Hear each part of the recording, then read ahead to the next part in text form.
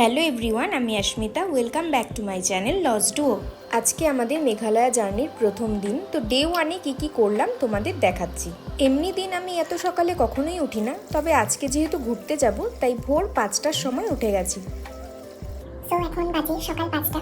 তো যেহেতু আমরা বাইকে করে যাব, তো আমাদের 6টার মধ্যে বের হওয়ার কথা ছিল, কিন্তু শান্তনু এখনো ঘুমোচ্ছে, তো হয়তো 6:30 7টা বেজেই যাবে। তো রেডি হয়ে তাড়াতাড়ি বেরিয়ে তোমাদের বাকিটা জানাচ্ছি।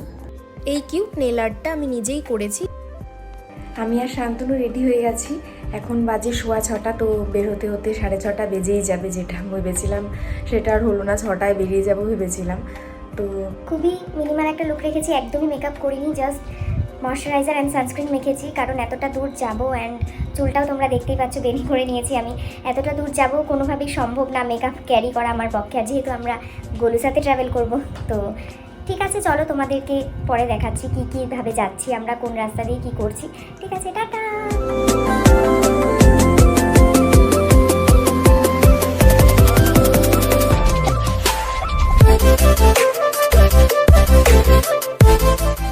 এখানে দেখতেই পাচ্ছ তোমরা, আমরা বেরিয়ে পড়েছি। গোলুসাতে আমাদের সব মালপত্র অ্যাটাচ করে জলপাইগুড়ি সিটি থেকে বেরিয়ে তিস্তা ব্রিজ ক্রস করে আলিপুরদুয়ারের দিকে এগিয়ে যাচ্ছি।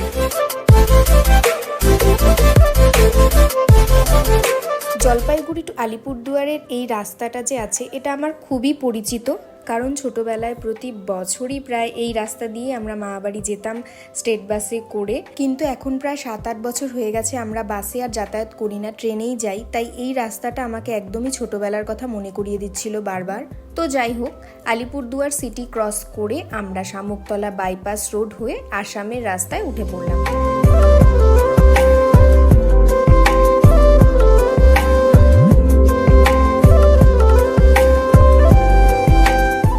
জায়গাটা জানি না নাম কি। তো এখানে একটু চা খেতে দাঁড়িয়েছি। শান্তনুর এতটাই ঘুম পাচ্ছে যে ওর পক্ষে আর বাইক চালানো সম্ভব হচ্ছে না, ওর কারাক চায় লাগতো একটু। চা খাওয়া হয়ে গেছে, এখন এখান থেকে রওনা দিব। ওয়েদারটা খুবই সুন্দর, তোমরা দেখতেই পাচ্ছ, আকাশটা একদম শরৎকালের মতন লাগছে দেখতে। তো টি ব্রেক নেওয়ার পরে আমরা আর কোথাও দাঁড়াইনি, একবারে বঙ্গাইগাঁও।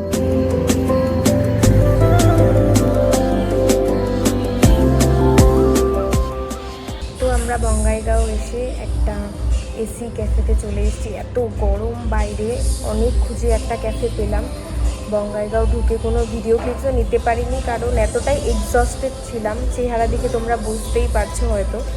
তো এখানে এখন আধা ঘন্টা মতন বিশ্রাম করে আমরা আবার আমাদের ডেস্টিনেশনের পথে রওনা দিব।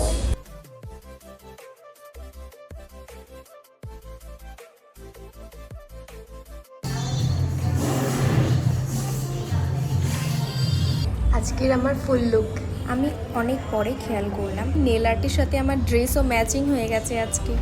তখন কতটা এক্সস্টেড ছিলাম, বাট এখন অনেকটাই ফ্রেশ। তো আমরা রেডি এখান থেকে, মাস্ক টাস্ক পরে, সানগ্লাস পরে। তো এখন আবার রওনা দিচ্ছি বঙ্গাইগাঁও থেকে। কখন পৌঁছাবো গৌহাটি জানি না, হয়তো রাত হয়ে যাবে আজকে। শান্তনু ম্যাপ সেট করছে দাঁড়িয়ে। তো বাকিটা তোমাদেরকে গৌহাটিতে গিয়ে জানাবো। টাটা। ওয়েদারটা জাস্ট অসাধারণ ছিল। আকাশটা তোমরা দেখতেই পাচ্ছ, একদম শরৎকালের আকাশ লাগছিল দেখতে। তো বঙ্গাইগাঁও থেকে বেরোতে না বেরোতেই আমরা দেখে ফেললাম সুন্দর পাহাড় ঘেরা রাস্তা। বাইকে পিছনে বসে যাওয়াটা যে কতটা বোরিং এখানে তোমরা দেখে আমাকে বুঝতেই পারছো। আমার প্রচণ্ড ঘুম পাচ্ছিল, আগের দিন রাতে এক্সাইটমেন্টে আমার ঘুম হয়নি, তাই এখন আমি টেরটা পাচ্ছি ভালো মতো।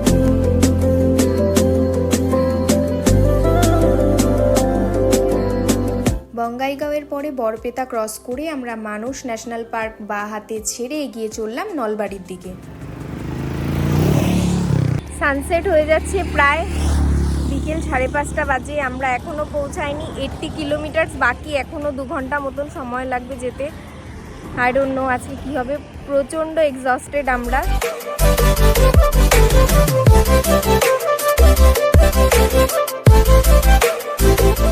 তো সন্ধ্যা লেগেই গেছে, আমরা এখানে একটা রেস্টুরেন্টে এসেছি, এখানে খাওয়া দাওয়া করে দেন গুয়াহাটি যাব। এখনও প্রায় 70 কিলোমিটার যাওয়া বাকি। নলবাড়িতে আমরা খেয়েছি ফ্রাইড রাইস অ্যান্ড পনির। কোনো ভাগ্যশ্রী ধাবা বলে কোনো একটা ধাবা থেকে খেয়েছি, নামটা আমার ঠিক মনে পড়ছে না, কিন্তু যতটা সম্ভব এটাই ছিল নাম। কিন্তু দারুণ খাবার দাবার ছিল, মানে খুবই টেস্টি ছিল, তোমাদের বলে বোঝাতে পারবো না। খাওয়া দাওয়ার পর নলবাড়ি থেকে আমরা রওনা দিয়ে আরও 1 ঘন্টা জার্নি করার পরে পৌঁছলাম আমরা ব্রহ্মপুত্র নদী ক্রস করে গৌহাটি।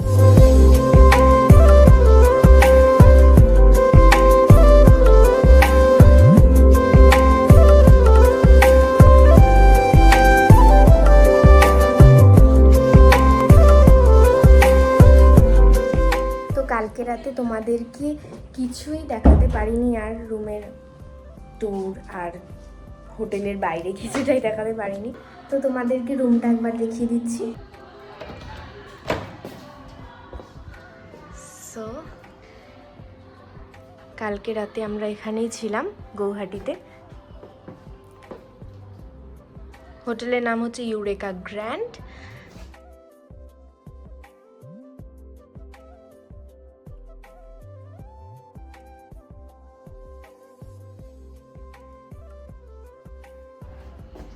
একটা ছোট্ট সিটিং এরিয়া আছে, আর এই মিররটা দেখো, পুরো সার্কেল, খুবই সুন্দর এই মিররটা। আর এটা আমার আজকের লুক, পুরোটা তোমরা দেখতে পাচ্ছ কিনা আমি জানি না, উপর নিচ কোনোভাবে দেখানো যাচ্ছে না। আর এটা হচ্ছে ওয়াশরুম।